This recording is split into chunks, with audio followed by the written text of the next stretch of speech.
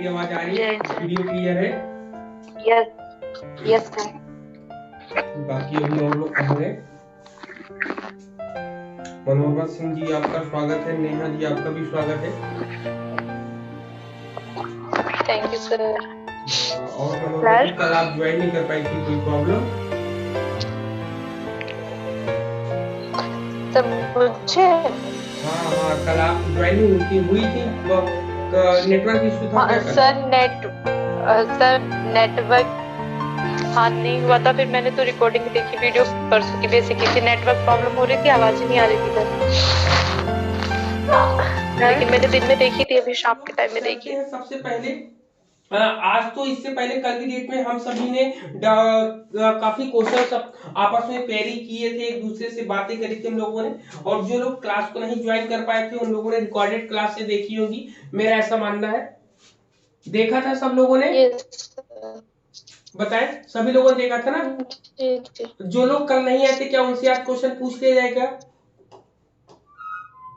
जैसा ठीक समझे ना, जो लोग नहीं आए थे कल, जो लोग नहीं आ पाए थे उन लोगों से पूछ लिए क्या क्वेश्चन, बताओ आप सभी।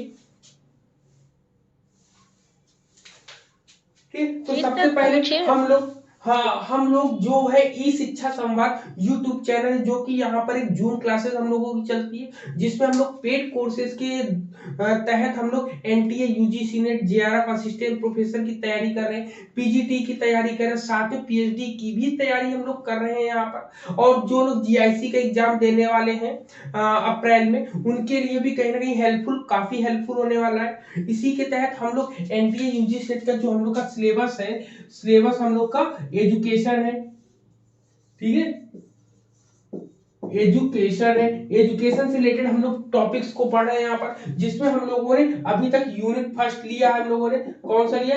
यूनिट फर्स्ट में एजुकेशनल स्टडीज है, जिसके अंतर्गत हम लोग इंडियन फिलॉसफी को पढ़ रहे हैं, डिस्क्राइब कर रहे हैं, एक दूसरे से जुड़ रहे हैं। यहाँ पर हम लोगों ने दर्शन के बारे में जाना कि दर्शन क्या होता है। कल की क्लास में सब कुछ हम लोगों ने रिवीजन कर लिया, वेदांत दर्शन तक, 3 दर्शन हम लोगों ने, 3 फिलॉसफीज पढ़ी है, सांख्य, योग और वेदांता पढ़ा था। उन तीनों के जो टर्म्स होते हैं, जो की पॉइंट्स होते हैं, या हमारे और आपके द्वारा जो क्वेश्चन बन सकते थे, हम लोगों ने कल डिस्कस किए उस पर। अब आज हम लोग चलते हैं किस पर? बौद्ध दर्शन पर। ठीक, बौद्ध दर्शन पर, ठीक है।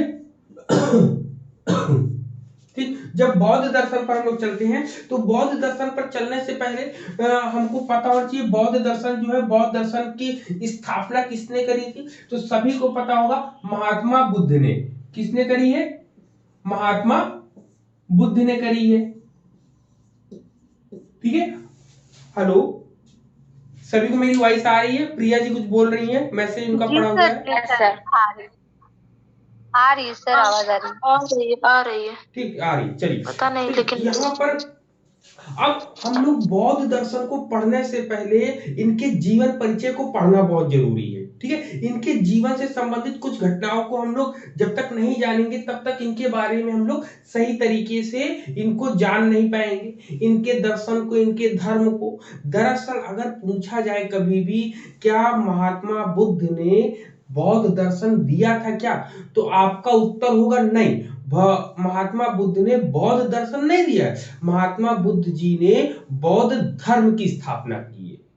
अगर हम यहाँ पर हम लोगों से क्वेश्चन कह दिया जाए कि ये यहाँ पर फिर दर्शन क्यों लिखा है, दर्शन का मतलब क्या होता है, तो आप बताएंगे दर्शन का मतलब होता है, या दार्शनिक वह होता है जो जगत की बात करे, जो ईश्वर की बात करे, जो इस संसार की बात करे, संसार के बनने बिगड़ने की बात करे, तो जो इन सब चीजों की बात करेगा वो दार्शनिक कहलाता है। लेकिन इन्होंने जगत के बनने बिगड़ने की बात नहीं की, इन्होंने मानवतावाद की बात करी है। क्या कही है? इन्होंने कहा कि भाई इन सब चीजों से हमें दूर रखो, और हम तो एक दूसरे का सहयोग करेंगे और मानवतावाद का प्रतिस्थापना करेंगे। लेकिन अब हम लोग इसमें इनके दर्शन को खोज रहे हैं। दर्शन का मतलब होता है विचारधारा। इनकी विचारधारा क्या थी, उस विचारधारा को हम लोग जानेंगे। जानने से पहले इनके जीवन काल पे जीवन परछाई या जीवन परिचर्चा करेंगे, जीवन झांकी इनकी देखेंगे।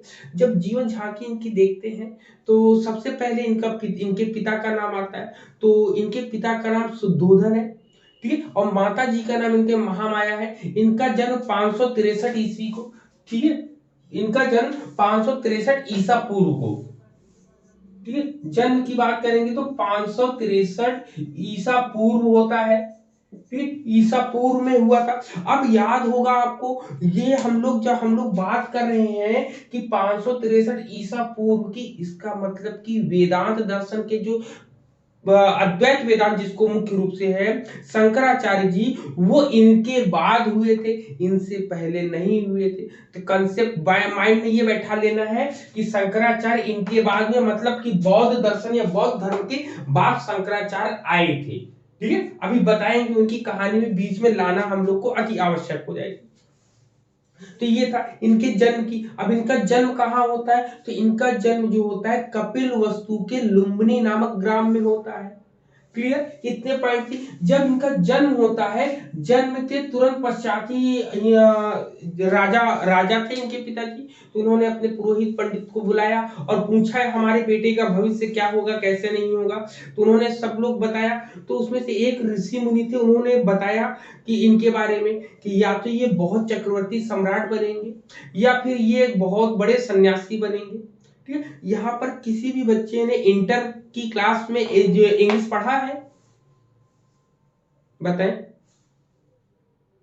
इंटर की क्लास में पढ़ा है जी, पढ़ा है, पढ़ा होगा। Light of Asia, light of Asia पढ़ा है, लाइट ऑफ एशिया जी, हाँ, लाइट ऑफ एशिया में हम लोग देखते हैं ना 7 विजन देखते, 7 स्वप्न देखते हैं, जिसमें जो है ये 7 स्वप्न कौन देखता है, उनकी माता देखती है ना, उनकी माताएं उसको देखते हैं। तो उसमें ये चीजें थी। मतलब कुल मिला के अगर हम कक्षा 12 की किताब उठाकर देखें तो वहां पर भगवान गौतम बुद्ध के बारे में भी बताया गया है, ठीक है। वहीं से हम लोग कहानी को जोड़ते हैं। तो वहां पर आपने देखा होगा कि जब सिद्धार्थ, इनका बचपन का नाम सिद्धार्थ था, ठीक है, बचपन का नाम क्या था, सिद्धार्थ था, सिद्धार्थ, ठीक है, इनके बचपन का नाम सिद्धार्थ था। तो सिद्धार्थ के नाम से ये फेमस थे। जब इनके पिता को पता चला कि हमारा बालक जो है बड़ा होकर या तो चक्रवर्ती सम्राट बनेगा, लेकिन इसकी संभावना सबसे ज्यादा किसकी है कि साधु संत बन जाएगा, सन्यासी बन जाएगा, ठीक। तो उनके मन में एक ये मन में दुविधा उत्पन्न होगी कि वास्तव में अगर ऐसा हो गया तो हमारा राजपाट क्या होगा, ये सब तो नष्ट हो जाएगा। तो उन्होंने क्या किया कि राजमहल में ही पूरी भोग विलास की चीजें जितनी भी थी सब चीज उपलब्ध करा दिया। और इनकी शादी जो है 16 वर्ष की उम्र में करा दिया, 16 वर्ष की उम्र में, ठीक है। इनकी वाइफ का नाम क्या था, कभी कभी पूछ लिया जाता है, यशोधरा, लेकिन इनके जन्म के पूर्व ही, इनके जन्म के कुछ दिन बाद ही इनकी माता का देहांत हो जाता है, जिससे इनका लालन पालन इनकी मौसी करती है, ठीक है। यहाँ पर अब बात हुई 16 वर्ष तक की। 16 वर्ष के बाद इनकी शादी यशोधरा से हो गई। अब शादी के बाद भी एक इनका मित्र था चन्ना, ठीक है, चन्ना नाम था, पढ़ा होगा सब लोगों ने। तो चन्ना था, उसने कहा कि चन्ना मुझे आज जो है राजमहल के बाहर घूमने जाना है। तो महाराज को पता चला शुद्धोधन को, तो उन्होंने पूरे राज्य में जो है एकदम इत्र डलवा दिया, साफ सफाई करा दिया, हर जगह एकदम स्वच्छ सुंदर बना दिया। तो वो गए चन्ना के साथ घूमने, सिद्धार्थ, जब सिद्धार्थ घूमने गए तो घूमने के पश्चात देखा कि सब कुछ तो बहुत अच्छा है, कोई दिक्कत नहीं है, चले आए। फिर इसके बाद कुछ दिन बाद इनको सारांश सूझी, चन्ना इनके मित्र थे, कहें कि इस बार जब हम लोग चलेंगे बाहर घूमने तो हम महाराज को नहीं बताएंगे, चुपके से चोरी से चलेंगे। तो उस समय तो राजा को नहीं पता चला जब वो घर के बाहर निकले।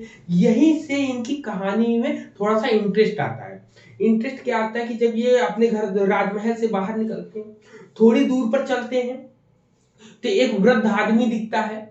वृद्ध आदमी जब दिखता है तो वो कांपते हुए चलता है कि बूढ़ा, तो वो पूछता है चन्ना से, चन्ना ये ऐसा क्यों है? तो कहते हैं कि राजकुमार जी, ये इनकी आयु जो है वृद्धावस्था की है, और वृद्धावस्था में हड्डियां जो है कमजोर हो जाती हैं, जो हमारे शरीर को नहीं सहन कर पाती हैं, इसलिए ये डगमगा रहा है। तो कहीं इनकी डगमगा रहा, तो कहीं इनकी राजकुमार जी, आप भी कुछ समय बाद जब आपका भी शरीर शिथिल हो जाएगा और आपकी आयु अधिक हो जाएगी, तो आप भी ऐसे ही दिखाई देंगे, ऐसे ही पतले दुबले रहेंगे, और आपका शरीर भी, आपकी हड्डियां आपके साथ नहीं देगी। तो परेशान हुए। थोड़ी देर बाद कुछ आगे चले तो उनको दिखाई दिया कि एक महिला रो रही है। अब रो क्यों रही है? तो उन्होंने फिर पूछा कि चन्ना ये बता, ये रो क्यों रही है? तो उसके सामने एक शव पड़ा रहता है। कहीं प्रभु उनकी जो है कोई सगे संबंधी है, उनका देहांत हो गया है, मतलब वो शांत हो गए हैं, सो गए हैं। आगरा में जब आप जाओगे तो आगरे में बोला जाता है शांत, कोई व्यक्ति अगर मृत शरीर हो जाता है तो उसको बोल देते हैं शांत हो जा रहा है, तो वहां पर शांत हो गए थे। तो वहां पे बोला गया कि, तो प्रभु बोले कि ये मरा क्यों, कैसे मरा, कहां से मरा? फिर और आगे चलते हैं तो बहुत सी इनको समस्याएं दिखाई देती हैं। जब राजमहल में आते हैं तो अपने पिता से डिस्कस करते हैं कि ये कैसे है, वो कैसे है। जब इतनी कोई आंसर नहीं मिल पाता तो ये बहुत परेशान हो जाते हैं। जब परेशान हो जाते हैं तो एक दिन इनके मन में आता है कि अब तो मुझे इस सच्चाई की जानकारी लेनी है। जब इस सच्चाई की जानकारी लेनी होती है तो 29 वर्ष की आयु में ही, ठीक है, 29 वर्ष की आयु में ये अपने घर को त्यागते हैं, जिसको एक बहुत ही मुख्य नाम से हम लोग जानते हैं। किसी को पता है क्या बोलते हैं? महाभिनिष्क्रमण। महाभि हाँ हाँ महाभिनिष्क्रमण। ठीक है, जब ये घर को अपने छोड़ते हैं मात्र 29 वर्ष की आयु में, इनका एक पुत्र होता है, राहुल होता है। ये तुरंत समझ जाते हैं। राहुल, राहुल का मतलब होता है रुकावट, मतलब जो हमारे मार्ग पर जो रुकावट पैदा करेगा। तो इनका लड़का जैसे ही जन्म लेता है, उनके कुछ समय बाद ये अपनी वाइफ को रात को सोते हुए छोड़कर चले आते हैं। किस लिए? ज्ञान को प्राप्त करने के लिए। तो इनकी ये घटना जो है कहलाती है महाभिनिष्क्रमण। ठीक, ज्ञान प्राप्ति के लिए कुछ देर आगे चलते हैं तो कुल मिला के 35 वर्ष की आयु में, ठीक है, 35 वर्ष की आयु में इनको ज्ञान प्राप्त होता है। जब ज्ञान प्राप्त हुआ तब ये कहलाए संबोधि। क्या कहलाए आपके? संबोधि। ठीक है, संबोधि कहलाए या समबुद्ध कहलाए, संबुद्ध कहलाए। अब यहीं पर इस शब्द का अर्थ निकल के आएगा। संबुद्ध या बुद्ध का मतलब क्या होता है? लाइटनमेंट। ठीक है, क्या होता है? लाइटनमेंट, मतलब जिसको ज्ञान प्राप्त हो गया हो, इसीलिए इसको संबुद्ध कहते हैं, इंग्लिश में लाइटनमेंट कहते हैं हम लोग। अब ठीक, अब इनको ज्ञान प्राप्त कहाँ हुआ था? तो ज्ञान प्राप्त जो स्थान पे हुआ था वह था आपका गया में। ठीक है, गया में, जो कि गया कहाँ है? बिहार में। बिहार में उरुवेला गांव में नैरंजना नदी के तट पर इनको 4 आर्य सत्य प्राप्त हुए थे। जब आर्य सत्य, इनको 4 आर्य सत्य प्राप्त हुए थे, ठीक है, 4 नोबल ट्रूथ इनको जब प्राप्त हुआ था, तब इन्होंने अपना पहला उपदेश कहां पर दिया था? आपके उपदेश, ठीक है, पहला उपदेश इन्होंने कहां पर दिया था? आके सारनाथ में। सारनाथ में, सारनाथ, ठीक है, सारनाथ में। सारनाथ में सबसे पहले अपने उपदेश दिया, इसीलिए इसको कहा गया क्या? धर्म चक्र प्रवर्तन। क्या कहा गया? इसको बोला गया धर्म चक्र प्रवर्तन। ठीक है, इसको बोला गया धर्म चक्र प्रवर्तन। अब देखिए यहां पर ये महाभिनिष्क्रमण, जब ये घर को छोड़ते हैं, क्या है ये? घर को छोड़ते हैं। ठीक है, जब ये घर को छोड़ते हैं, महाभिनिष्क्रमण, जब ज्ञान प्राप्त होता है, ज्ञान प्राप्त होता है, संबुद्ध कहलाते हैं। जब इन्होंने अपना उपदेश दिया तब जाके ये धर्मचक्र प्रवर्तन हुआ। इतनी चीजें हुई, धर्मचक्र प्रवर्तन हुआ। तो इनको ज्ञान प्राप्त होने के बाद इन्होंने अपने ज्ञान का प्रचार प्रसार खुद स्वयं से ही किया, और 80 वर्ष की आयु में इनका देहांत हो गया। तो वो था आपका 483 ईसा पूर्व में। तो 483 ईसा पूर्व में इनकी मृत्यु हो गई। ठीक है। 483 ईसा पूर्व में मृत्यु हुई। अब इनके मृत्यु को क्या कहा गया? इनके मृत्यु को कहा गया महापरिनिर्वाण। महापरिनिर्वाण, ठीक है। निर्वाण एक अलग चीज है, महापरिनिर्वाण एक अलग चीज है ना। महापरिनिर्वाण में जब शरीर को मतलब त्याग देते हैं तो वो महापरिनिर्वाण होता है। निर्वाण का मतलब होता है जो हमें ज्ञान की प्राप्ति हो जाए, ठीक, अज्ञानता से अंधकार से हम लोग दूर हो जाए, तो वो होता है आपका। क्लियर हो गया। अब कुछ लोग पूछेंगे कि इनके गुरु के बारे में भी तो बताइए, तो आप बता सकते हैं कि इनके प्रथम गुरु कौन थे।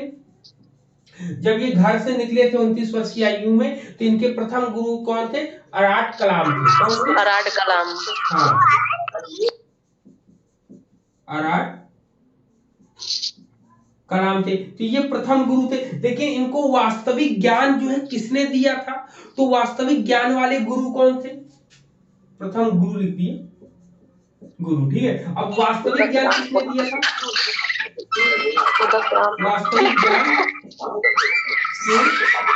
प्लीज म्यूट कर लें। ठीक है। वास्तविक ज्ञान के गुरु कौन थे? तो वास्तविक ज्ञान के गुरु जो थे, किसी को पता है? बताइए। जी सर, उदक राम पुत्र। हाँ, उद्दक, ठीक है, उद्दक राम पुत्र है। पुत्र है उद्दक राम, हाँ, उद्दक राम पुत्र है, ठीक, उद्दक राम पुत्र है। तो ये हम लोग का जीएस जीके या जो भी वन लाइनर क्वेश्चन बन सकते हैं, वहां से ये कहानी पूरी की पूरी इनके लाइफ स्केच को मैंने खींच दिया है कि इनका जन्म कब होता है। कपिल वस्तु के लुम्बिनी नामक ग्राम में होता है। पिता का नाम सर, 4 आर्य सत्य बता दीजिए जी। सर, 4 आर्य सत्य बता दीजिए। सर बताएंगे थोड़ा वो बात दुख, सबसे पहले दुख होता है, फिर दुख समुदय, दुख निरोध होता है, फिर दुख निरोध प्रतिपद गामिनी होता है। सबको बताएंगे, कोई भी चीज छूटेगा नहीं। आज की डेट में केवल हम आपके माइंड में एक रूपरेखा खींचेंगे कि आखिर ये चीज आई क्यों, कहां से आई, सब पूरा बताएंगे। तो ये छोटी सी कहानी थी जो इनके किससे, सिद्धार्थ गौतम से महात्मा बुद्ध बनने की इनकी कहानी थी, ठीक है। अब ये इन्होंने इतनी ज्ञान प्राप्त कर लिए। जब अब देखिए कहानी का इंटरेस्ट यहां से पैदा होता है कि अब मन में ये क्वेश्चन आता है कि बौद्ध दर्शन जो है क्यों आया। क्योंकि इससे पहले तो आपके वेदांत दर्शन और वेदों की पूरी परंपराएं चल रही थी, पूरी वैदिक प्रणालियां ही चल रही थी। तो जब भगवान ये गौतम बुद्ध आए, गौतम बुद्ध जब आए थे सारनाथ में अपना उपदेश दे रहे थे, 4 आर्य सत्य भी दिया, सब दिया, तो वहां पर जो है सब लोग, जितने लोग थे, सब लोग वेद पुराणों को मानने वाले थे। अब जो लोग वेद पुराणों को मान रहे थे वो इनका विरोध कर रहे थे। जब विरोध करेंगे तो ये भी कुछ ना कुछ तो उत्तर देंगे। जब उत्तर देंगे तो उत्तर देते समय इनसे क्वेश्चन, इन्होंने भी कुछ क्वेश्चन किए वहां पर, और उनसे भी पूछे गए कई प्रकार के क्वेश्चन। तो यहाँ पर अब देखिए एक संवाद होगा, वह संवाद हम लोगों के लाइफ से भी इंपॉर्टेंट होगा, ठीक है, हम लोगों के लाइफ से भी इंपॉर्टेंट होगा। संवाद से पहले इसमें कुछ चीजें होंगी, अभी इनकी बौद्ध संगीतियां भी हम बता देंगे आपको ना, बौद्ध संगीतियां भी इनकी हम बताएंगे आपको जो बहुत इंपॉर्टेंट होगी। तो अब माइंड में एक चीज अब स्टार्ट करते हैं कि यहाँ से इनकी पूरी कहानी अब शुरू होगी, पूरी यात्रा, ठीक है। ये तो बात का है, सबसे अंतिम का है, यहीं से इनकी कहानी अब शुरू होगी हम लोगों की। तो जब ये सारनाथ में अपना ज्ञान बांट रहे थे, अपने सत्य को बता रहे थे, तो बताते समय ये हुआ कि सब लोगों को ये बताए। तो अब सब लोग उस समय वेदों का ज्ञान रखते थे। अब बताइए वेद जो था, इसमें देववाणी कौन सी थी? देववाणी, बताइए देववाणी कौन सी मानी जाती है? संस्कृत। संस्कृत। देववाणी कौन सी मानी जाती है? संस्कृत मानी जाती है, ठीक है। और वेदों की रचना किसमें हुई है? संस्कृत में। तो वहां पर संस्कृत में। हाँ, बुद्ध जी ने ये दिमाग लगाया और तर्क लगाया कि भाई सबको तो संस्कृत नहीं आती। संस्कृत किसको आती थी? जो वेदों का ज्ञाता हो। मतलब कि कुल मिला के जो ब्राह्मण है, पंडित है, केवल उनको ही संस्कृत का ज्ञान था। और जो झोपड़ी में, झुग्गी झोपड़ी में रहते थे या जो गरीब दुखिया लोग थे, उन लोगों को तो आता ही नहीं था संस्कृत या वेद का पूरा ज्ञान था ही नहीं। तो वहां पे क्या करते थे, पंडित लोग जो थे वैसे ही उनको ठगते थे। ठगने का मतलब जैसे बोल दिया कि सर्वे भवन्तु या कुछ भी बोल दिया, और उसका अर्थ जो वास्तविक अर्थ है, वास्तविक अर्थ ना बता के कोई दूसरा अर्थ बताते थे। कि सर्वे मेवा करके ऐसे कोई एक श्लोक है, तो उसमें जब पूछता है कोई गरीब, तो वो बताते हैं कि भगवान ने कहा है, वेदों में आपके लिखा है कि जो सारा मेवा आपने चढ़ाया है वह सब मुझे दे दो, मतलब कि ब्राह्मण को दान कर दो। तो वहां पे वो थी। तो जब ये ऐसी चीजें इनको देखने को मिली, तो इन्होंने कहा ना, हम अपना ज्ञान जो है संस्कृत भाषा में नहीं देंगे। क्यों? क्योंकि ये लोक भाषा नहीं है। क्यों? क्योंकि ये तो देव भाषा है, और देव भाषा जो देवता हो वही तो जान सकते हैं। तो ये देव भाषा में तो हम अपना ज्ञान बांटेंगे नहीं। तो इन्होंने कहा कि हम लोक भाषा में देंगे ज्ञान। क्या? लोक भाषा में देंगे। अब लोक भाषा उस समय की क्या थी, जो सब लोगों को समझ में आए? तो उस समय थी पाली। ठीक, तो इन्होंने पाली भाषा के माध्यम से सबको ज्ञान देना शुरू किया। तो सबको जब ज्ञान देने लगे, तो सब लोगों से कहा कि सुनो सब लोग, मेरी बातों को जानो। उन्होंने कहा कि इस संसार में सब दुख ही दुख है। कहीं प्रभु कैसे? कहीं दुख कैसे है? कहीं कि आप लोग पूजा करते हो ना, पूजा करते वक्त आप लोग जब किसी से कह रहे हो, तो जिससे आप मांग रहे हो उसने आपको कोई दुख तकलीफ दी है कि नहीं दी है? तो उनसे पूछा गया कि ये बताओ कि किसने दुख तकलीफ दिया है आपको? कहें कि हे प्रभु, हमको यहाँ से दुख मिला इस संसार से, और ये भगवान ही हमको छुटकारा दिला सकते हैं। कहें कि ये बताओ, इतने दिन से पूजा पाठ कर रहे हो, सब कुछ कर रहे हो, क्या आपको दुख से मुक्ति मिली? क्या आपको गरीबी से मुक्ति मिली क्या? तो कहते हैं नहीं। तो बताओ कहीं। फिर उसके बाद वहां पे कुछ वेद के ज्ञाता लोग थे, पंडित लोग थे, वेदांती थे। उन लोगों के पास पहुंचे, तो उन लोगों से शास्त्रार्थ हुआ। शास्त्रार्थ में ये पूछा गया कि ये बताओ भाई कि आपके जो भी विचारधारा है, आपके जो भी दर्शन है, धर्म है, उसमें जो है किसकी बात आखिर चल रही है? तो उन्होंने बोला कि भाई हम लोग तो केवल ब्राह्मण, ये ब्रह्म की, माया की, संसार की, इन सब की ही कहानी बता रहे हैं। कहें कि आपके गौतम बुद्ध जी बोलते हैं, आपके सांख में देखो तो प्रकृति पुरुष की माया में ही फंसा दिया है व्यक्ति को। पूरा संसार तो उसी में परेशान है जो उसको जान रहा है। योग आओ, योग में केवल योग की बातें करी है, उसमें भी एक चीजें नहीं बताई है। फिर वही न्याय में आओ, न्याय में अलग कहानियां बनाते हैं, परेशान करते हैं। वैशेषिक में उसके प्रमाणों के लिए बताते हैं हमको, कोई विषय वस्तु लाओ। फिर इसके बाद मीमांसा में आते हैं, मीमांसा में एक अलग कहानी बनती है। वेदांत में आओ, तो वेदांत में जो है उसमें केवल ब्रह्म और माया, ईश्वर जगत की बात करते हैं। कहें कि ये बताओ, चलो मैंने सब मान लिया, ये बताओ निष्कर्ष क्या निकला? कहीं निष्कर्ष तो कहीं की निष्कर्ष क्या निकला? कहीं की देखिए ईश्वर सबके सामने, कहीं ईश्वर कहाँ है, किसी को दिख रहा है क्या? तो कहीं की कोई कंक्लूजन निकला हो, कोई निष्कर्ष निकला हो तो बताओ हमको। तो सब लोग वहां जितने वेदांती सब लोग मौन हो गए, चुप हो गए। कहें कि भाई इसका तो कुछ निष्कर्ष नहीं निकला, कहीं निष्कर्ष कभी निकलेगा ही नहीं। कहें क्यों? कहें कि जब बताओ आपस में ही आप लोगों की लड़ाई चल रही है, तो आप निष्कर्ष क्या निकालोगे? फिर उसकी के बाद जो है बौद्ध दर्शन का इसलिए उद्धार हुआ, क्योंकि उस समय जो वेदांती लोग थे, वह लोग जो है कर्म कांडों पर ज्यादा, कर्म कांडों का मतलब जैसे बलि देना, दूसरों को, नीची जात वालों को शिक्षा न देना, इन सब चीजों का दुष्प्रभाव पड़ा, जिसके कारण बौद्ध दर्शन जो है आगे दिन ब दिन चलता चला गया। अब जब बौद्ध दर्शन चला गया, तो उसमें एक कहानी बड़ी फेमस है कुमारिल भट्ट की। जब शंकराचार्य जी अपना ज्ञान प्राप्त करने, ब्रह्म ज्ञान प्राप्त करने के लिए, बौद्ध दर्शन का बहुत ढेर सारा बोलबाला था पूरे भारत में। तो अब ये हुआ, शंकराचार्य के मन में उठा कि नहीं, हम फिर से वेदांत दर्शन को, वेदांत प्रणाली को हम फिर से लागू करेंगे। इसीलिए सबसे बेहतरीन जो है वेदांत दर्शन कहलाया। क्यों? क्योंकि उन्होंने बौद्ध दर्शन की कुछ बातों को भी खंडन किया, कुछ बातों को उन्होंने माना भी। तो जब वो अपने घर से ज्ञान प्राप्त करने के लिए निकले थे, तो उनकी माता ने बोला कि बेटा, अगर आपको वास्तविक ज्ञान चाहिए तो आप कुमारिल भट्ट के पास जाओ। जब कुमारिल भट्ट के पास ये पहुंचे शंकराचार्य जी, तो वो उस समय अपने शरीर में भूसी उसी लगाकर अपने आप को आग लगाने जा रहे थे। तो शंकराचार्य जी पूछ रहे कि आप ऐसा क्यों कर रहे हैं? उन्होंने कहा कि ये बौद्ध भिक्षु जो थे हमारे वेदांत दर्शन को, वेदांतियों को गलत बता रहे थे, तो मैंने इनके धर्म की शिक्षा ली और इनके धर्म की शिक्षा लेने के बाद मैंने इनको ही जो है द्वंद्व में अपने गुरु का अपमान किया है। जबकि हमारे वैदिक परंपराओं में कहा गया है कि गुरु की निंदा जो है परम ब्रह्म की निंदा है, इसलिए मेरा शरीर अब इस जीवन योग्य नहीं है, इसलिए मैं अपने आप को आत्मदाह करने जा रहा हूं। तो उन्होंने कुमारिल भट्ट ने किसके पास भेज दिया था? मंडन मिश्र के पास। तो मंडन मिश्र कौन थे? संस्कृत के बहुत बड़े ज्ञाता थे, जिनके घरों के बाहर तोता जो है संस्कृत में चर्चाएं करते थे, संवाद करते थे। तो वहां वो शंकराचार्य जी ने फिर उसको लिया। अब शंकराचार्य जी के मन में भी ये चीजें आई थी, तो ये इतनी कहानी चली थी। अब यहाँ पर महात्मा बुद्ध के बारे में हम लोग तो इतनी चीजें जान गए। अब बात आई कि इन्होंने सबसे पहले कहा कि सभी लोगों से कहा कि आप सब लोग तत्व के बारे में जानना छोड़ दो, तत्व मीमांसा के बारे में। ठीक है, किसके बारे में जानना छोड़ दो? तत्व मीमांसा के बारे में जानना छोड़ दो।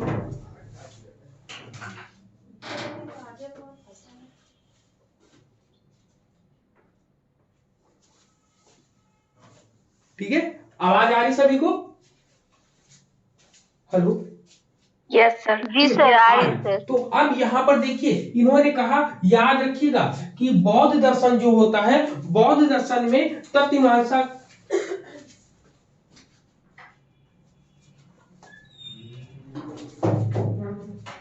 दो सेकंड की। हाँ, तो यहाँ पर हम जब बौद्ध दर्शन में देखते हैं तो बौद्ध दर्शन में तत्व मीमांसा को नकारा गया है। क्यों नकारा गया है? क्योंकि बौद्ध तत्व मीमांसा में हम लोग किसकी बात करते हैं? हम लोग ईश्वर की बात करते हैं, आत्मा की बात करते हैं, जगत की बात करते हैं, इन सब चीजों की बात करते हैं। तो यहाँ पर तत्व मीमांसा में भगवान बुद्ध ने कहा कि इन सब चीजों पर बात ही नहीं करनी चाहिए। उन्होंने बोला, तो भाई कोई किसी से आप कहोगे तो पूछे क्यों ना करें हम बात इस पर। इन्होंने कहा कि इसका जवाब बिल्कुल दिया ही नहीं जा सकता। मतलब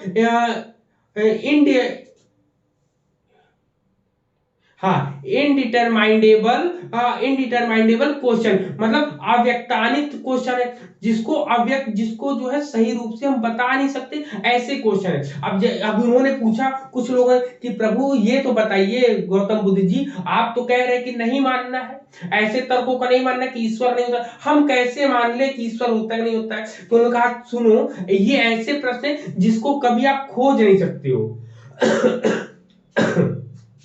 आपके जितने भी भारतीय दर्शन है, भारतीय 60 दर्शन है, 60 दर्शनों में सब लोगों ने बात करी है, लेकिन किसी ने निष्कर्ष बताया क्या कि कैसे कहा मिलेगा? तो उन्होंने कहा, सुनो, इन सब चीजों पर बातें करना व्यर्थ है। वो तो उन्होंने बताया कि इसका एग्जाम्पल हमें उदाहरण द्वारा समझाइए प्रभु, हमें समझ में नहीं आ रहा है। तो भाई गरीब जो लोग थे, अगर उनकी भाषाओं में अगर हम लोग बात करेंगे तो वो लोग जल्दी समझ में आएगा। जैसे चीन में है, चीन में जब इन्होंने अपना प्रचार किया तो बौद्ध धर्म का या बौद्ध दर्शन का जब प्रचार किया तो चीनियों की भाषा में किया। तिब्बत में गए, यहाँ पे कई, श्रीलंका में, हर जगह इनके बौद्ध धर्म का ज्यादा प्रचार प्रसार है, हमारे भारत को छोड़कर। ठीक है, तो अब वहां पर इतने क्वेश्चन थे। उन्होंने पूछा, सबसे पहले कहा कि क्वेश्चन देखो कैसे क्वेश्चन होते जिसके उत्तर थे। उन्होंने कहा कि देखो, एक झोला है मेरे पास, उस झोले में कितने कितने गोलियां हैं मेरे पास, ये बताइए आप। तो वहां पर कोई कहने लगा कि कैसे बताए प्रभु? तो उन्होंने कहा कि देखिए, क्वेश्चन ऐसे होते हैं, जैसे पूछा कि एक व्यक्ति ने कि मेरे झोले में 5 गोले हैं, आप बताओ मेरे झोले में कितने हैं। ठीक, एक तो ये क्वेश्चन हो गया। और एक दूसरा क्वेश्चन हो गया कि ये बताओ कि मेरे झोले में कितने गोले हैं, क्या कोई बता पाएगा क्या? उन्होंने बोला कि बड़े बड़े आप ज्ञाता को लेके आओ, देखे कौन बता पाता है। तो वहां पे कोई नहीं बता पाता है उनके प्रश्नों का जवाब। तो कहते हैं जब कोई प्रश्न बता नहीं पाता है तब कैसे फिर कहें कि नहीं प्रभु मेरे सामने या ईश्वर के बारे में और बताओ। उन्होंने कहा, ये बताओ, जो आपको दुख देगा, तकलीफ देगा, क्या वो आपका ईश्वर होगा क्या? कहीं ये कैसे? कहें कि आप इतने दिनों से दुख तकलीफ में घिरे हो, क्या आपकी सहायता करी कभी किसी ने? कहीं नहीं, हम लोग तो बस करते रहते पूजा पाठ, हर चीज करा रहे हैं, लेकिन कोई जो है फर्क ज्यादा पड़ता नहीं उसका, कभी पड़ता है कभी नहीं पड़ता है। कहें कि ये सब झूठ है, ये सब मिथ्या है, गलत है। तो इन्होंने कहा कि हम मेटाफिजिक्स को, याद रखिएगा, बौद्ध दर्शन में तत्व मीमांसा को नकार दिया गया है। क्या किया गया? नकार दिया गया। इन्होंने कहा कि तत्व मीमांसा को ना मानो, तो फिर प्रश्न आया कि तत्व मीमांसा को ना मारे मतलब कि वास्तविक क्या है इस चीज को जाने ही ना। उन्होंने कहा चलो अच्छा एक एग्जांपल और देते हैं कि तत्व को हम कैसे नहीं, ईश्वर या इन सब चीजों को कैसे नहीं बता सकते। कि इन्होंने कहा कि जितने लोग हैं उतनी विचारधाराएं हैं। जैसे एक अंधा व्यक्ति है, कई अंधे व्यक्ति मान लो है, तो वो अपने जिस चीज को स्पर्श करेगा केवल उतना ही ज्ञान तो बता पाएगा, उससे ज्यादा तो बता नहीं पाएगा। कहीं बुद्ध जी ने कहा जिसको ब्रह्म का ज्ञान हो जाएगा ना, वो शांत हो जाएगा, वो मौन हो जाएगा। क्यों? क्योंकि ब्रह्म की ज्ञान तो किसी कोई बता ही नहीं सकता किसी दूसरे को। तो ये सब ठगने वाले हैं इन सब चीजों से। उन्होंने कहा कि और बताइए, तो उन्होंने एक एग्जांपल और दिया। उन्होंने कहा ये बताओ तत्व मीमांसा में क्या वर्ड की बात हम लोग जानते हैं ना। उन्होंने कहा कि मान लो एक व्यक्ति है आपके सामने, उसके तीर लग गया। जब तीर लगा तो आप सबसे पहले उसकी मेटाफिजिक्स देखोगे, क्या तत्व मीमांसा देखोगे कि क्या लगा, उसमें क्या था क्या नहीं था, तब तक तो वो बेचारा मर ही जाएगा। तो इसीलिए इन्होंने कहा कि भाई तत्व मीमांसा पर हम लोगों को ज्यादा विचार नहीं करना चाहिए, हमको सीधे सीधे ज्ञान मीमांसा पर विचार करना चाहिए। तो ज्ञान मीमांसा की जब हम लोग बात करते हैं तो देखिए इसमें तत्व मीमांसा और ज्ञान मीमांसा में क्या क्या चीजें आएंगी, उससे रिलेटेड हम लोग चीजों को डिस्कस करते हैं। क्लियर? कि सबसे पहले कि तत्व मीमांसा में क्या चीजें आएंगी और ज्ञान मीमांसा में क्या चीजें आएंगी, उन सब चीजों को हम देख लेते हैं एक नजर से। ठीक है, इतनी चीजें समझ में आई? बताइए। Yes yes sir. जी सर। सर ये सब बाद में नोट कराएंगे कि नोट करते चलें? ये तो एक कहानी, एक फ्रेम कर रहे हैं अभी ना। अभी जितनी भी चीजें आज की डेट में केवल फ्रेमिंग होगी आपके माइंड में, कल की डेट में कॉन्सेप्चुअल चीजें जाएंगी। तो सबसे पहले तत्व मीमांसा की अगर हम बात करेंगे तो तत्व मीमांसा में इन्होंने बोला कि तत्व मीमांसा, ठीक, हाँ, यहाँ पर हम लोग इतनी बातें करें, संप्रदाय के बारे में करेंगे बात, त्रिपिटक के बारे में बात करेंगे, त्रिपिटक के साथ साथ इसमें पवब्जा संस्कार होता है, ठीक है, जिसको पवब्जा या प्रवज्जा संस्कार बोलते हैं, उपसंपदा संस्कार बोलते हैं। तो ये सब चीजें हम लोग बात यहाँ पर करेंगे। लेकिन यहाँ पर कुछ चीजें भगवान बुद्ध ने और बताई। भगवान बुद्ध ने कहा कि अब वहां पर इतनी प्रचलित हो गई तो कुछ वेदांती उनके पास आए और उनका विरोध करने लगे भगवान बुद्ध का। तो भगवान बुद्ध का जब विरोध करने लगे, कहें कि आइए बैठिए और मेरे साथ शास्त्रार्थ करिए, मेरे साथ चर्चा करिए कि आपका धर्म क्यों बड़ा है और मेरा धर्म क्यों बड़ा है, दोनों में आइए हम समानताएं विभिन्नताएं देखते हैं। तो बैठे, उन्होंने बोला कि ये बताइए हम लोगों में जो प्रजनन की प्रक्रिया है वह तो एक जैसी होती है। ब्राह्मणों से बोला कि प्रजनन की जो प्रक्रिया होती है हम लोगों में एक जैसी होती है। एक घोड़ा है, घोड़ों की प्रजनन की प्रक्रिया जो है एकदम सेम डिट्टो वैसी होती, उनमें तो कोई कैटेगरी नहीं होती, उनमें तो कोई वर्गीकरण नहीं होता, जातिवाद नहीं होती। तो हम मनुष्य भी एक जैसे हैं, हम मनुष्य भी एक ही प्रजनन प्रक्रिया से उत्पन्न होते हैं। तो हमारे में क्यों ये जाति भेद होता है, ये वर्ग भेद क्यों होता है? तो इसका जवाब किसी भी ब्राह्मण के पास नहीं था। क्यों? क्योंकि प्रजनन की प्रक्रिया जो थी, वास्तविक जो प्रक्रिया थी, वो सबको एक समान थी, सबकी, सब लोग उत्पन्न एक ही तरीके से होते हैं। ठीक, मनुस्मृति में जो कही गई बात वो कुछ ब्राह्मणवादियों के अनुसार जो है करी गई, उन्होंने अपने स्वार्थ के लिए कहा गया। तो वहां पर और लोग इस बात से सहमत हुए कि हाँ ये वास्तविक ये जो नया बंदा आया है ये एकदम बहुत सही बातें बोल रहा है, बल्कि जो अभी तक जो पंडित जी लोग थे हम लोगों को मूर्ख बना रहे थे, और ये जो बुद्ध है वो बिल्कुल सही बता रहे हैं। तो कहें कि अब कहें प्रभु अब आप बताइए हम लोगों को किस मार्ग पर चलना चाहिए? तो उन्होंने बोला कि इन सब भगवान, ईश्वर, आत्मा, परमात्मा को छोड़ दो। उन्होंने बोला कि हमको चलना है केवल मानवतावाद की तरफ।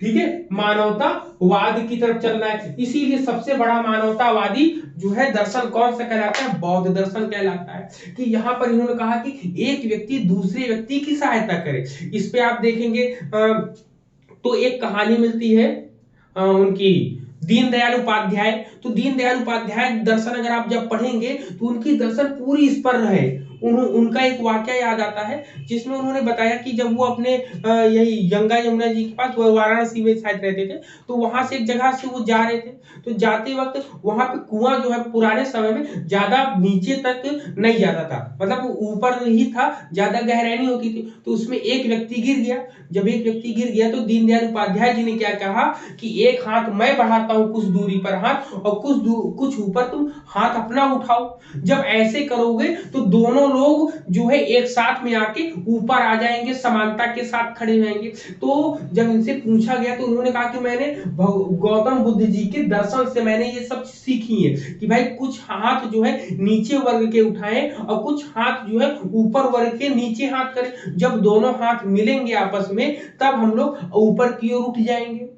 ठीक, तो उन्होंने यही कहा कि सबको एक साथ लेकर चलो। लेकिन ये जो है कुछ समय बाद जो हमारे भारत में जब शंकराचार्य जी आए, शंकराचार्य जी के आने के बाद कुछ समय बाद जो है 7वीं 6ठी शताब्दी में आए थे शंकराचार्य जी, उसके बाद 9वीं 10वीं 11वीं शताब्दी तक ये चीजें चली, तो धीरे धीरे बौद्ध दर्शन का पतन होने लगा। लेकिन वहीं पर अन्य देशों में इसका प्रचार प्रसार ज्यादा होने लगा, तो वहां ये फले फूले। लेकिन भारत में इसकी समाप्ति कब हुई? जब मुगल साम्राज्य यहाँ पर स्थापित हुआ, तब बौद्ध साम्राज्य पूरा का पूरा नष्ट हो गया। ठीक, जब इतनी चीजें नष्ट हो गई तो यहाँ पर तो नहीं, लेकिन अगर अन्य देशों में अगर आप जाओगे तो अन्य देशों में बहुत ज्यादा है। अब फिर बात आती है कि फिर से ये भारत में कब आया? तो भारत में आया कब? जब जो है डॉक्टर भीमराव अंबेडकर जी 20वीं शताब्दी में जब थे, तो डॉक्टर भीमराव अंबेडकर जी ने बहुत प्रयास किया, तब वहां पे उन्होंने मनवाद को जलाया और अपने संविधान को रखा। संविधान को क्यों रखा? क्योंकि संविधान मानवतावाद की कहानी बताता है, ये सब चीजें। अब वहां बुद्ध जी से एक क्वेश्चन और पूछा गया कि मानवतावाद की कहानी कैसे है, तो उन्होंने ये बताया कि ये बताओ कि वेदांतियों से क्वेश्चन और पूछा। उन्होंने कहा कि ये बताइए, अगर कोई एक ब्राह्मण लड़का है, वो चोरी चकारी करता है, गलत काम करता है, तो क्या आप उससे राजा से दंड दिलवाओगे नहीं दिलवाओगे? तो वहां पे वो बोलते हैं हाँ दिलवाएंगे भाई। और उन्होंने बोला कि वही एक शूद्र का लड़का है, वो सब काम अच्छे करे, तो क्या आप उसको राजा से कह के दंड दिलवा सकते हो? कहें कि नहीं दिलवा सकते। तो कहें कि यहाँ पर सुनो, यहाँ पर कर्म प्रधान है ना कि जाति प्रधान है। ठीक है, उन्होंने बोला कि जन्म से जो आप पैदा होते हो वो जाति प्रधान नहीं है, बल्कि जो आप कर्म करते हो उस कर्म से आप प्रधान होगे, उस कर्म से आप बड़े बनोगे। तो सबको समझ में आ गया कि हम लोग का कोई जाति भेद जो है कुछ लोगों ने बनाया है, जबकि कर्म के आधार पर हम लोग अच्छे से अच्छा काम कर सकते हैं, अपना जीवन अच्छे से अच्छा व्यतीत कर सकते हैं। तो इसलिए बौद्ध दर्शन में, बौद्ध धर्म में बहुत से लोगों, बहुत से अनुयायी इनके आ गए और इनकी बातों को मानने लगे और अनुसरण करके इनके धर्म में प्रवेश करने लगे। ठीक है, इतनी चीजें हो गई। लेकिन जब इसका पतन होने लगा, पतन होने के समय जो है 4 बौद्ध संगीतियां हुई थी। ठीक है, वो 4 बौद्ध संगीतियां हम लोगों के एग्जाम में कभी ना कभी पूछ लिया जाता है, तो उन 4 बौद्ध संगीतियों को हम लोग नोट करेंगे।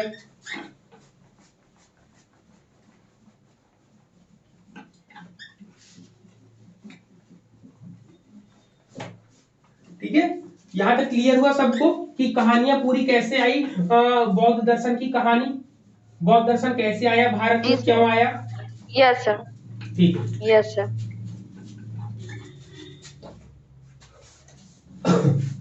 अब इनके देखिए, जब अब इनमें संगीतियां क्यों हुई? संगीतियां इसलिए हुई थी जब भगवान बुद्ध उनके महापरिनिर्वाण हो गया था, जब उनकी मृत्यु हुई थी, तो उनकी मृत्यु के बाद कुछ उनके अनुयायी थे जो मानने वाले थे, कुछ लोग तो उनकी बातों को हूबहू मान रहे थे और कुछ लोग उनकी बातों को गलत ठहरा रहे थे। जब गलत ठहराए थे तो उनके बचाव के लिए जो है बौद्ध संगीतियों का आयोजन किया गया। ठीक है, बौद्ध संगीतियों का आयोजन किया गया। तो उन बौद्ध संगीतियों के बारे में हम लोग जानेंगे वन बाय वन। सबसे पहले बौद्ध संगीति ऐसे बना लेंगे, बौद्ध संगीति। ठीक है, बौद्ध संगीति की बात करेंगे। ठीक, ये बौद्ध संगीति हो जाएगी आपकी। यहां पर ऐसे डायग्राम हम लोग बनाएंगे, समय लिख लेंगे यहां पर। ठीक है, समय लिख लेंगे। समय लिखने के बाद ये आपका पीएचडी के एंट्रेंस एग्जाम में जरूर आता है ना। फिर स्थान का नाम लिखेंगे। ठीक है, स्थान होगा, ठीक है, स्थान के साथ फिर शासक हम लोग लिख लेंगे, ठीक है, शासक लिख लेंगे। शासक के बाद फिर लिख लेंगे इसके अध्यक्ष कौन थे, क्योंकि अध्यक्ष के बिना काम नहीं होता यहाँ पे। चलिए, तो सबसे पहला कौन होती, किसी को पता है प्रथम बौद्ध संगीति? प्रथम का समय क्या है बताइए? 583 ईसा पूर्व। 483 ईसा पूर्व, ठीक है, 483 ईसा पूर्व। स्थान कौन सा है, किसी को पता है? बताइए। हेलो, सबसे पहले सप्तपर्णी गुफा है, ये क्या है? ये है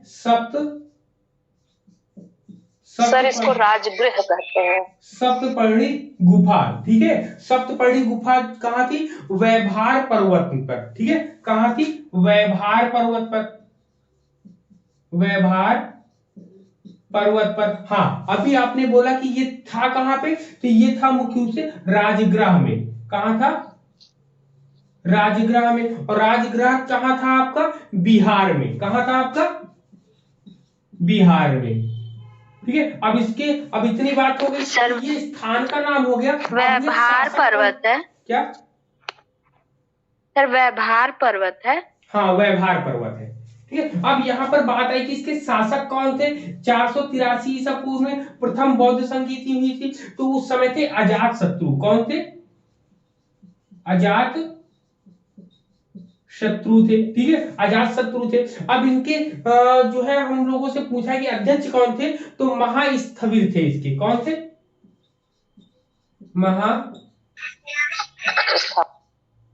महास्थविर थे। महास्थविर कश्यप थे।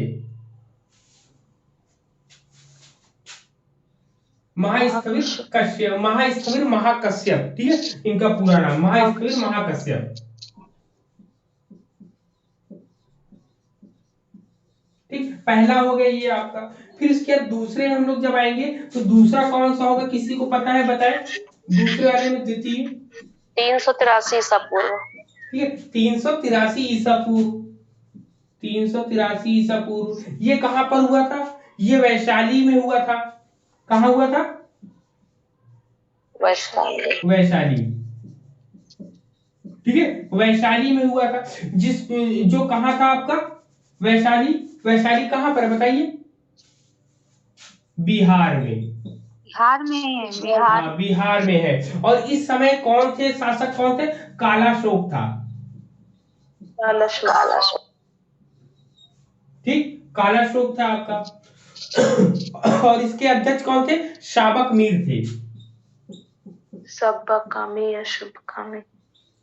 मीर थे, ठीक है, यहाँ पर ये शाबक मीर थे।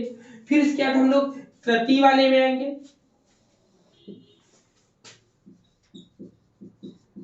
तृतीय वाले में जब आएंगे तो तृतीय वाला कब होता है? 251 ईसा पूर्व में, ठीक है, 251 ईसा पूर्व में हम लोग करते हैं, जो कि कहां पर हुआ था? पाटलिपुत्र में। पाटलिपुत्र, ठीक है, पाटलिपुत्र कहां पर? पाटलिपुत्र खुद ही एक जगह का नाम है यहाँ पर, ठीक है। उस समय कौन था वहां का राजा, बताओ? पाटलिपुत्र का अशोक जी थे,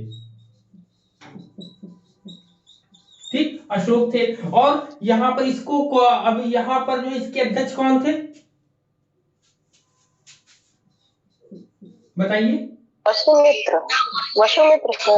मोगलीपुत्तिस। वो तो हाँ,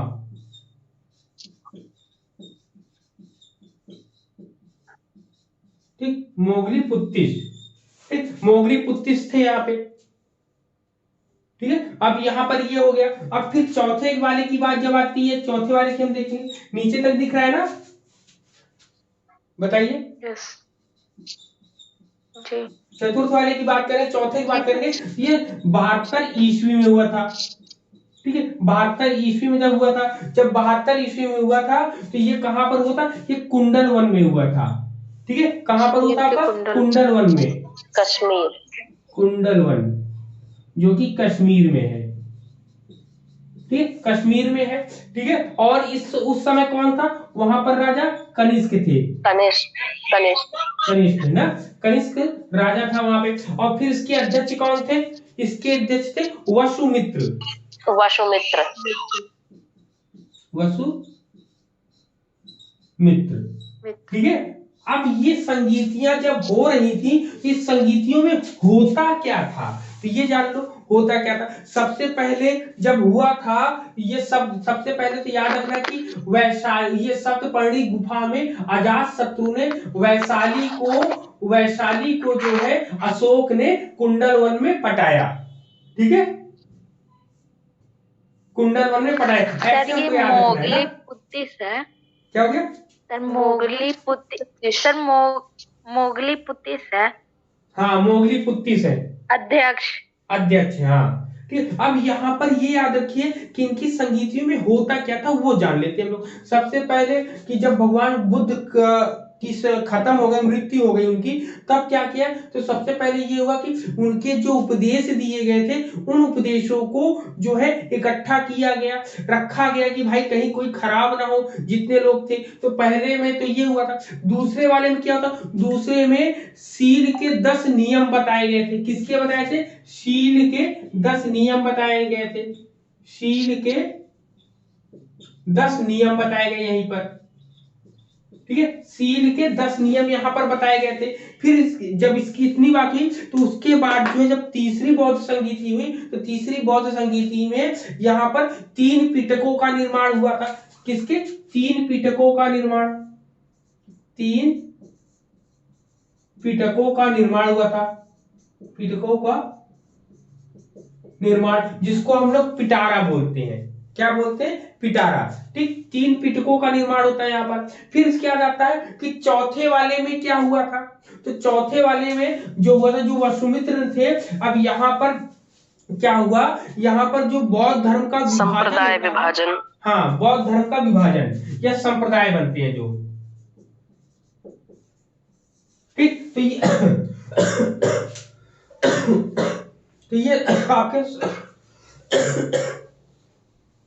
तो ये आपके संप्रदाय बनते हैं यहाँ पर। ठीक है, तो ये आपको पूरा का पूरा बेसिक चीजें बता दी गई कि इसमें क्या क्या चीजें हम लोगों को चीजें देखनी है हम लोग। ठीक है, अब इसी में कल की डेट में जो हम लोग देखेंगे। हाँ बोले सर, प्रथम में क्या हुआ था? हाँ, प्रथम में जो है जब महात्मा बुद्ध खत्म हुए थे तो उनकी सब चीजों को स्मरण किया गया और वहां पर सब विचार हुए कि भाई उनकी मृत्यु हो गई, अब आगे का कार्यभार कैसे चलेगा कैसे नहीं चलेगा। तो वो अध्यक्षता जो करी थी महास्थविर महाकश्यप ने करी थी। इतनी बातें होगी। जब दूसरी संगीति हुई, संगीति बोलते हैं ना सभा को, तो 383 ईसा पूर्व में हुई, जो कि कालाशोक के समय हुई वैशाली में, बिहार में। तो उसमें साबक मीर थे, उन्होंने शील के 10 नियम को बताए थे कि कैसे हमको उसको धारण करना है। ठीक है, तो वो सब बुद्ध के द्वारा, भगवान बुद्ध के द्वारा जैसा बताया गया वैसे ही चल रहा है। फिर तीसरे में क्या करा गया कि भाई यहाँ पर जो जितने ज्ञानी लोग थे उनकी बातों को लिया गया। अब फिर मोगली पुत्तिस ने क्या किया कि भाई यहाँ पर अब कुछ लोग ऐसे थे जो भगवान बुद्ध के बातों का विरोध कर रहे थे, तो उनका विरोध करने की वजह से यहाँ पे 3 पिटकों का निर्माण किया गया, जिसमें उनके पूरे के पूरे विचार दिए गए। विनय पिटक, सुत्त पिटक, अभिधम्म पिटक। हम लोग कल पढ़ेंगे धम्म की मतलब बौद्ध धर्म की गीता किसको कहा जाता है।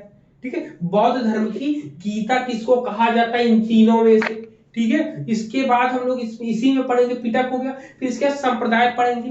कल हम लोग थेरावड़ा, थिसावड़ा, जितनी भी चीजें संप्रदाय से संबंधित है उन सब चीजों को हम लोग यहाँ पर कल की डेट में देखने वाले हैं। क्लियर है इतने पॉइंट? Yes sir. सर, ये द्वितीय में जो समय है ये ईस्वी है केवल कि ईसा पूर्व है? ये आपका ईसा पूर्व है, ये आपका द्वितीय में है।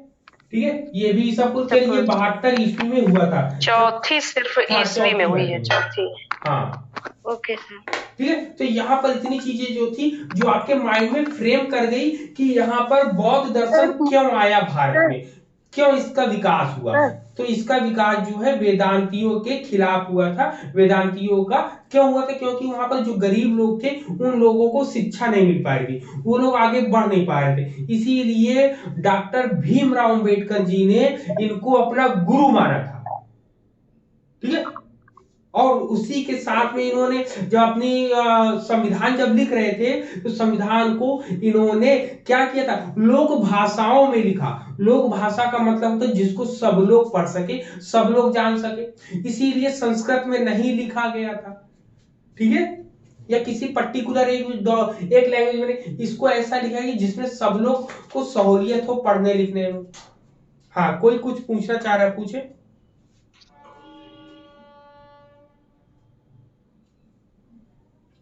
हेलो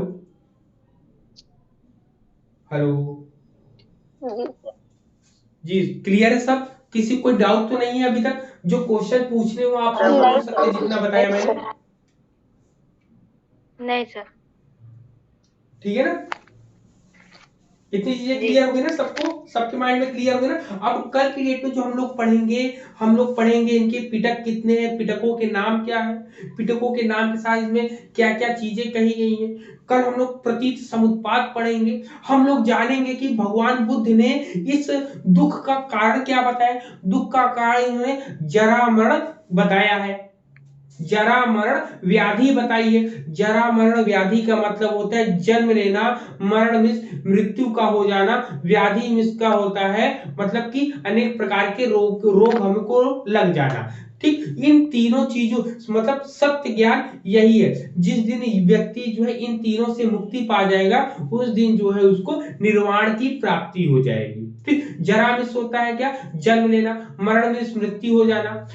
ठीक है, तो यहीं पर पूरी की पूरी चीजें बताते हैं। इसलिए उन्होंने कहा कि मानवतावाद की ओर चलो ना, नहीं तो सब लोग जो निष्क्रिय हो जाओगे, बस ढूंढते रहोगे कि ब्रह्म क्या है, माया क्या है, ईश्वर क्या है। इन सब चीजों में मोह माया में खोते जाओगे। जब खोते जाओगे तो मानवतावाद आपकी खत्म हो जाएगी।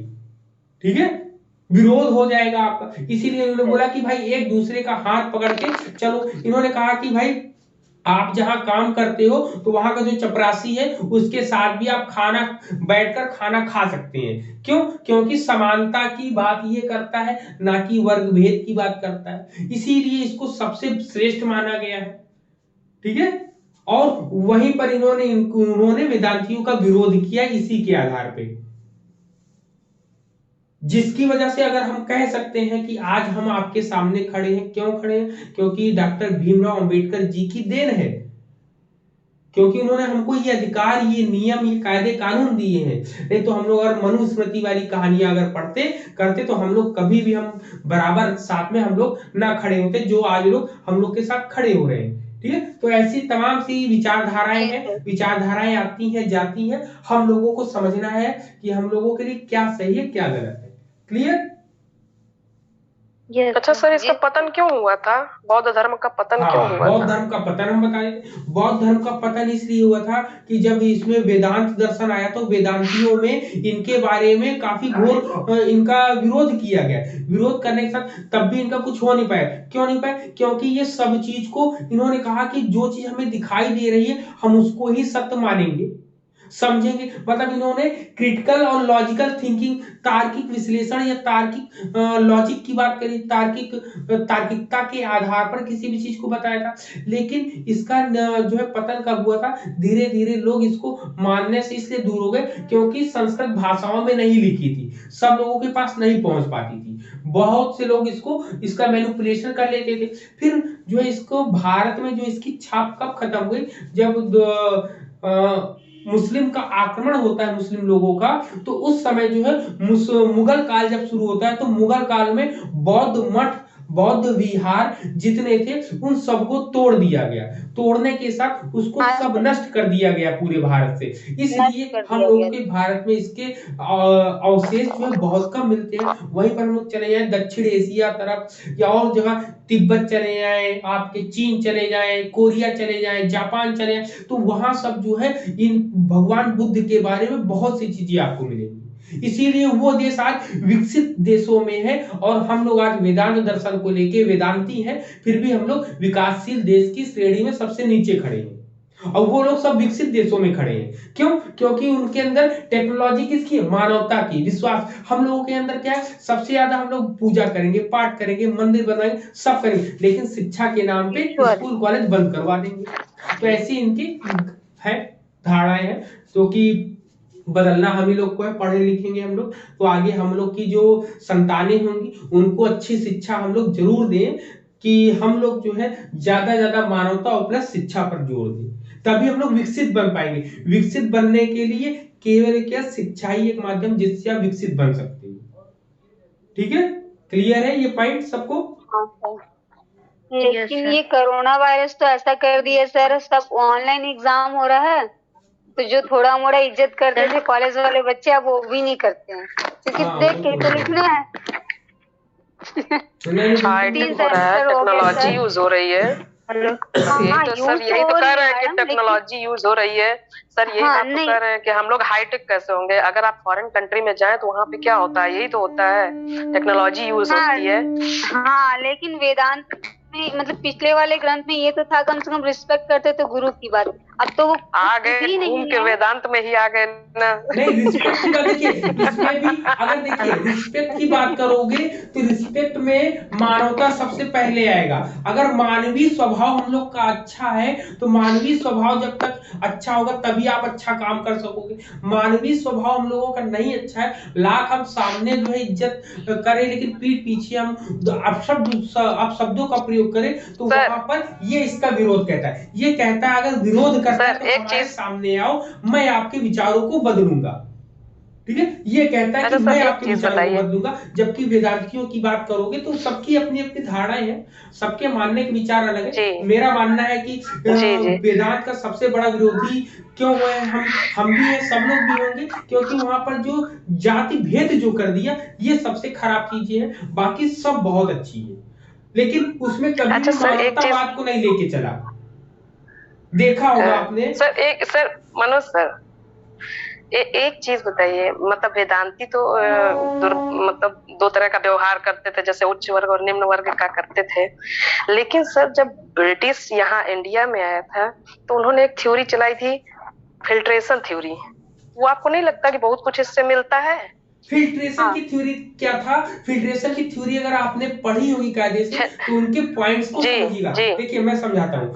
फिल्ट्रेशन की थ्योरी ये थी कि सबसे नीचे वाले को तो हम दे नहीं पा रहे, तो और उसके लिए उनके पास इतना अमाउंट पैसा नहीं था। उन्होंने क्या कहा, सबसे ऊपर वाले को हम शिक्षा देंगे तो वो छनकर नीचे आएगी, जो नीचे वाली जो शिक्षा होगी वो सब अपने नीचे वालों को देंगे। तो इससे क्या होगा, हमारा जो इंग्लिश वाली जो शिक्षा नीति है इसमें हमारे लिए काम हाथ खड़े हो सके, उसके लिए इन्होंने फिल्ट्रेशन थ्योरी लगाई थी। लेकिन वहां पर राजाओं ने खेल दिया।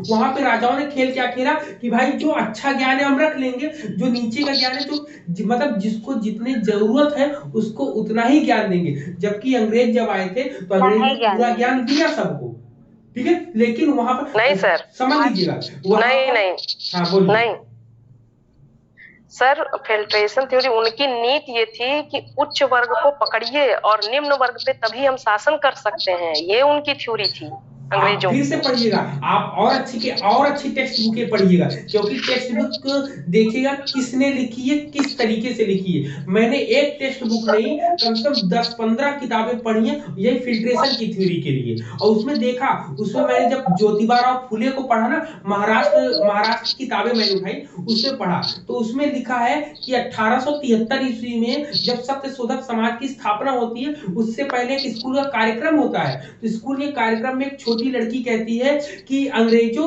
तुम धन्य हो, इंग्लिश में ही, कि अंग्रेजों तुम धन्य हो जो तुम मेरी भारत भूमि पर आए।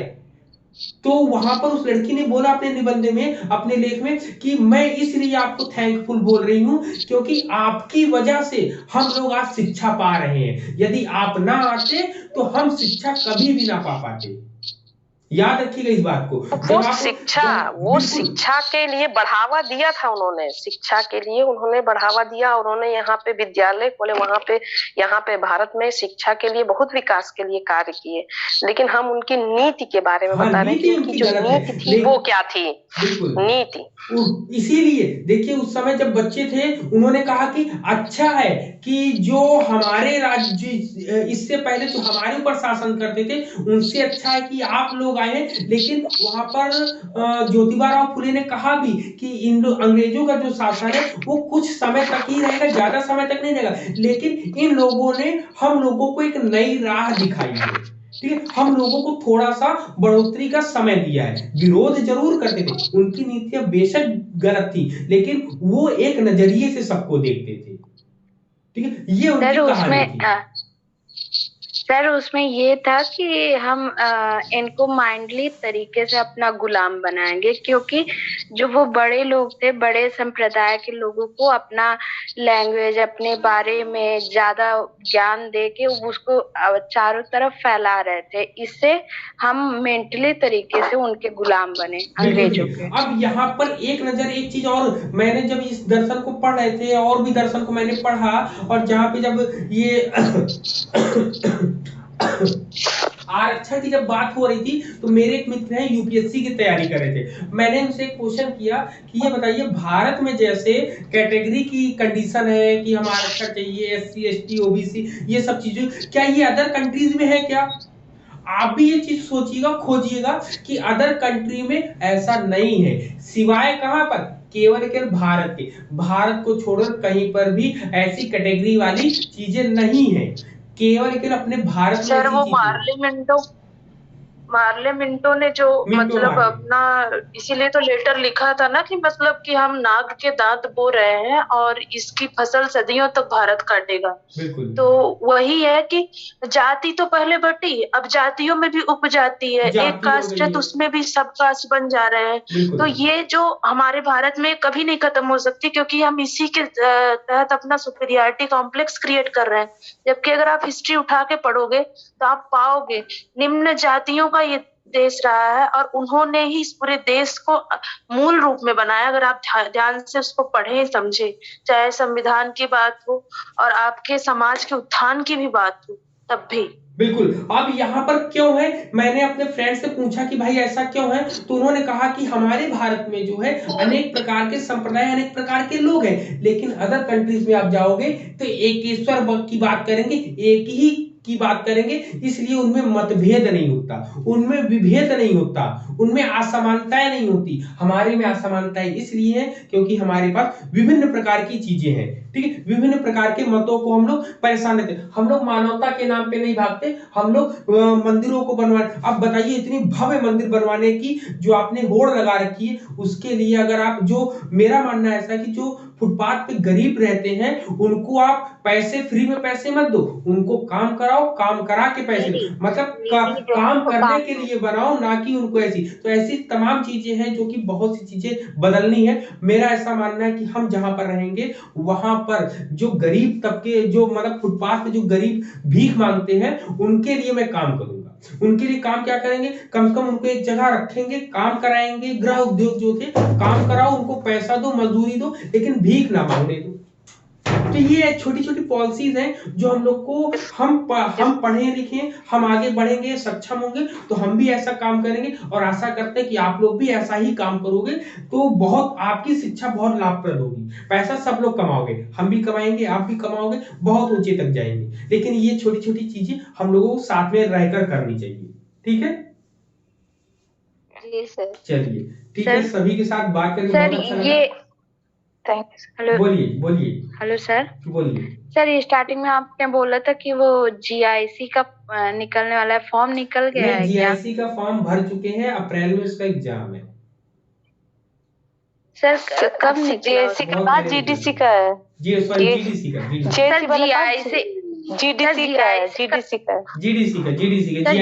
का यस सर, वही हम कंफ्यूज हो गए हैं। जीआईसी का तो नवंबर में हुआ था, हो चुका है, नवंबर या अक्टूबर में? अक्टूबर में था, ठीक है, अक्टूबर का। अब कोई भी फॉर्म आएगा तो उसको इन्फॉर्म जो है ग्रुप में जरूर डाल देंगे, ठीक है। अभी बस अभी कंसंट्रेट करना है कि आगे इन फ्यूचर जो हम लोग की तैयारी चल रही है उसको कायदे से करें और कहीं पर कोई भी संशय नहीं होना चाहिए। इसीलिए हम लोग अगर हम लोग देखें तो हर एक दर्शन बहुत बड़ा है, लेकिन उसको समेटने की कोशिश कर रहे हैं बहुत छोटे में। इसको चाहे तो हम मात्र 1 घंटे या 1.5 घंटे में पूरा खत्म कर सकते हैं, लेकिन हम इसको 3 से 4 दिन इसलिए लेंगे ताकि आप लोग डीप में पूरी चीजों को ले सकें। क्लियर? चलिए सभी को थैंक यू, बहुत अच्छा लगा आप लोगों के साथ बात करके। Thank you, good night. Thank you, good night sir. Good night.